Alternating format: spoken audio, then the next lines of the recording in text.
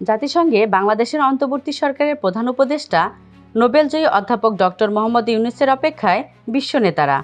সামাজিক ব্যবসা নিয়ে যার বক্তব্য শুনতে এতদিন যারা অধীর আগ্রহে থাকতেন, নিতেন গুরুত্বপূর্ণ পরামর্শ, বিভিন্ন দেশের পাঠ্যসূচিতে অন্তর্ভুক্ত ছিল যার চিন্তা দর্শন, এবার নতুন পরিচয়ে সরকার প্রধান হিসেবে পদার্পণ হচ্ছে ডক্টর ইউনূসের।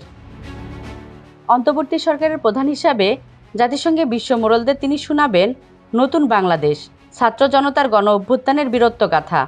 বিশ্ববাসীর সামনে উপস্থাপন করবেন রাষ্ট্র মেরামতের জন্য তার সরকারের গৃহীত সংস্কার কার্যক্রম।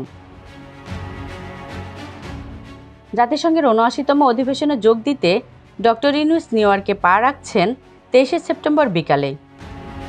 গত ১৫ বছরের গণতন্ত্র, মানবাধিকার এবং দেশের সাধারণ মানুষের বিরুদ্ধে সরকারের অবস্থানের কারণে বাংলাদেশ নিয়ে অস্বস্তিতে ছিলেন বিশ্ব নেতারা। দমন-পীড়ন, সাধারণ মানুষের কণ্ঠ রোধ করে সরকারের বৈধতা দিতে গিয়ে আইনশৃঙ্খলা রক্ষাকারী বাহিনীর অবস্থানসহ বিভিন্ন বিষয়ে তৎকালীন সরকার প্রধানদের সঙ্গে বৈঠকও ছিল প্রাণহীন অনেকটা নিয়ম রক্ষার। তবে এবার সরকার প্রধান হিসাবে ডক্টর ইউনূসের সঙ্গে দ্বিপাক্ষিক বৈঠক নিয়ে রীতিমতো উচ্ছ্বসিত বিশ্ব নেতারা। কূটনৈতিক সূত্রে জানা গেছে, নিউ ইয়র্কের স্থানীয় সময় অনুযায়ী ২৭শে সেপ্টেম্বর সকালে জাতিসংঘের সাধারণ পরিষদে নির্ধারিত বক্তব্য দেবেন ডক্টর মোহাম্মদ ইউনূস।